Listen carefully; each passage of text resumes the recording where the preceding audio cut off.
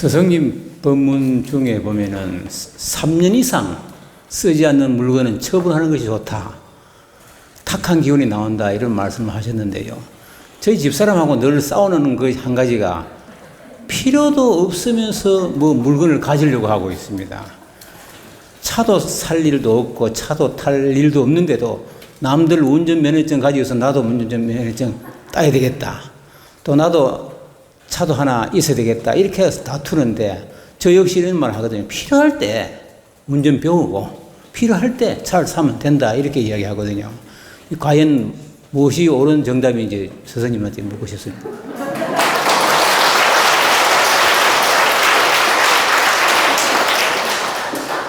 생활에 좋은 질문입니다.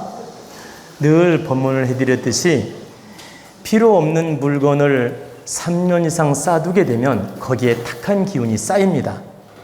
그리고 그 기운은 거기 사는 주인을 누르게 됩니다. 그러면 내가 주인이라면 내가 그 물건들을 안 쓰는 걸 잔뜩 쌓아놓고 막 3년 이상을 놔둬요. 먼지 쌓이게 하고. 그러면 그 공간에 사는 나, 가족 모두 이 공간에 사는 사람은 영향을 받아요. 그 기운에 눌리고 탁한 기운 작용을 한다.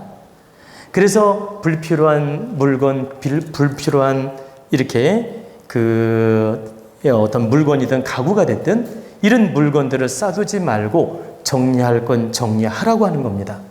그게 득이 된다.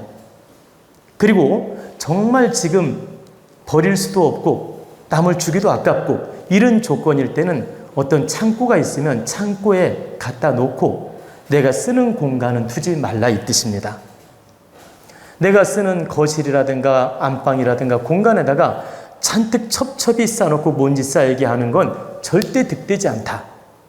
그리고 아까 말씀드렸듯이 쓰지도 않는 면허증을 막 굳이 억지로 따려고 하고 이렇게 한다고 하면 그냥 그 만족감이라도 느끼게 따게 하십시오. 이것도 스펙이니까. 이것도 스펙이니까 만족감이라도 느끼게 따게 하십시오. 이런 건 관계 없습니다. 안 쓰더라도 따놔서 나쁠 건 없다. 왜? 자신감이거든. 여기 계신 우리 도원가족 대학 졸업한 분이 대다수입니다. 그리고 대학원까지 나온 분도 대다수고. 그런데 여러분 그 지식을 100% 쓰는 분 몇 분 안 됩니다. 그냥 생활인으로서 살고 있지 그 지식을 100% 쓰는 분 드뭅니다. 그러니까 그 스펙을 100% 안 쓰더라도 그 대학원 졸업했다는 스펙, 대학교를 졸업했다는 스펙, 지식의 스펙 이게 내 내공이 되고 자신감이 되고 기쁨이 되거든. 만족감이 되고. 그렇기 때문에 지식에 대한 스펙이라든가 자격증에 대한 스펙은 가지고 있어도 된다는 뜻입니다. 그러나 쓸데없는 물건을 막 쌓아두고 하는 건 욕심이고 탁한 기운이 될 수 있기 때문에 정리하는 게 맞다. 그리고 또 하나 알아둬야 될 건 여러분들이 때 아닌 공부를 해서 너무 시간 낭비하는 분들이 있어요. 이건 조심해야 돼요. 어떤 경우냐면 연세가 한 60대가 다 된 거예요. 60대가 다 됐는데 옛날에 중학교밖에 안 나온 거예요. 그러니까 검정고시로 막 고등학교까지 해. 그러면 고등학교까지 졸업한 건 좋아. 그런데 또 대학 시험을 본다고 입시 공부를 해. 근데 떨어져. 그럼 또 봐. 떨어져. 또 봐. 그래가지고 막 계속 그 대학이라는 집착으로 60대가 되었는데도 안 되는 걸 막 계속 도전하면서 에너지 낭비하고 시간 낭비하는 분들이 있어요. 그 공부의 집착으로 또 스펙의 집착으로 아시죠? 대학을 나왔다는 그 스펙의 집착 또 공부의 집착 이걸로 60이 다 되어서 안 되는 공부를 억지로 하는 분들 또는 60이 넘어서 억지로 하는 분들 떨어지는데도 계속 도전하는 분들 이것은 현명한 일이 아니다. 내가 그 시간에 법문 하나를 듣고 인생을 깨우쳐가면서 득되는 인생을 사는 게 낫지 그 안 되는 시험에 굳이 합격하려고 발부둥 치는 건 의미가 없다는 뜻입니다. 왜? 내가 지금 대학이라는 스펙을 60대에 따가지고 어디에 쓸 건데? 누구한테 자랑할 것이며?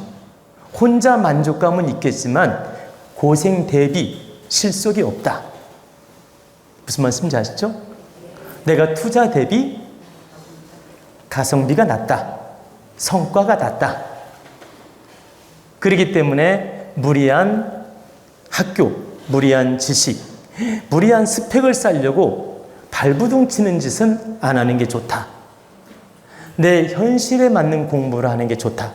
그럼 현실에 맞는 공부가 다양하죠? 내가 50대, 60대에도 할 수 있는 공부들이 많지 않습니까?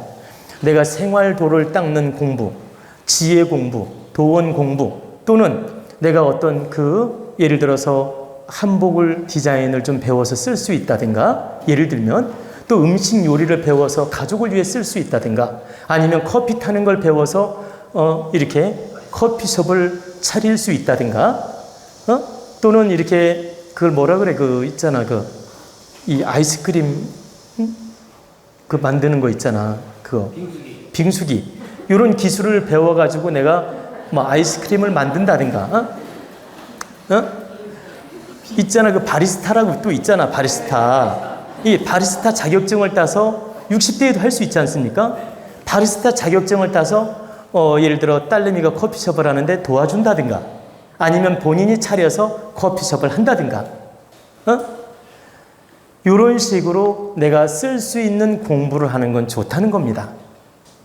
근데 안 되는 공부에 집착을 해가지고 시간 낭비하는 건 옳지 않다. 그래서 우리는 공부가 다 좋지만 나이가 들면서는 쓸모 있는 공부하도록 노력해야 됩니다. 쓸모 있는 공부를 해야 실속도 있고 의미도 있고 성과가 있지, 무작정 공부하는 건 득되지 않을 수가 있다.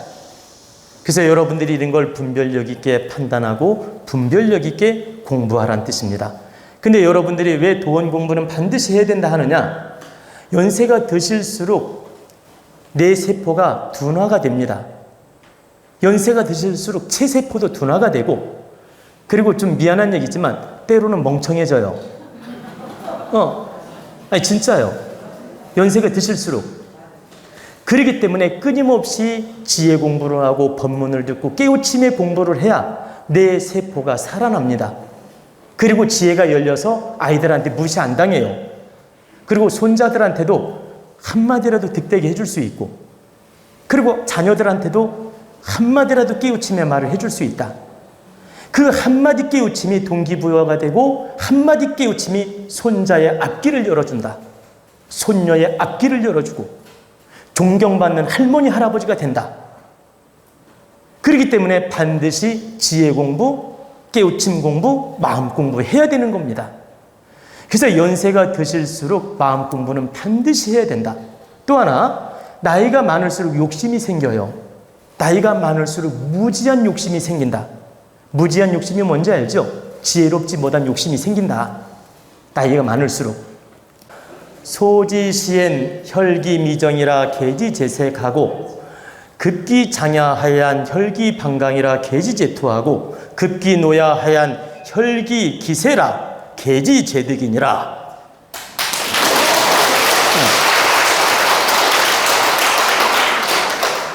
제가 12살 때 외웠던 겁니다. 근데 이제 어릴 적에는 혈기가 안정이 안 돼 있기 때문에 여색에 빠질 수 있어서 여색을 조심하고, 그러니까 저 사춘기를 말하는 겁니다. 사춘기 때는 여색을 조심하고, 20대가 되면 혈기가 강해지기 때문에 싸우는 걸 조심하고, 나이가 먹어서 이 노쇠해지게 되면 혈기가 약해지면서 노쇠해지게 되면 쓸데없는 욕심이 생겨요. 노욕이 생기고 무지한 욕심이 생긴다. 그래서 나이가 먹으면 얻고자 하는 욕심을 경계하라. 탐심을 경계하라. 이런 말이 있는 겁니다. 그러면 여러분들이 마음 공부하고 깨달음 공부하고 지혜 공부를 하게 되면 나이 들면서도 무지한 욕심을 부리지 않게 돼요. 지혜롭게 인생을 살 수 있다. 근데 깨달음 공부, 마음 공부를 하지 아니하면 갈수록 나도 모르게 무지한 욕심에 빠지게 된다. 무지한 욕심으로 산다는 뜻입니다.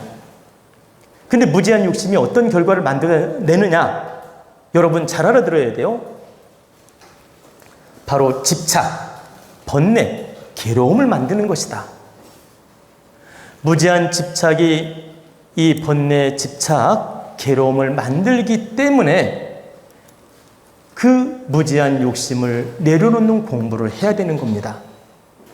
근데 우리가 말년에 공부를 하게 되면, 이 도원 공부를 하게 되면 늘 지혜로워지기 때문에 무지한 욕심을 부리지 않게 된다. 오히려 내려놓을 건 내려놓을 줄 알고 현명하게 처신하게 된다.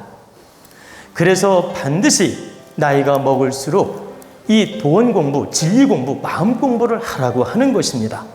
우리 도원 가족은 바르게 공부해서 빛나는 인생을 열리라 믿습니다.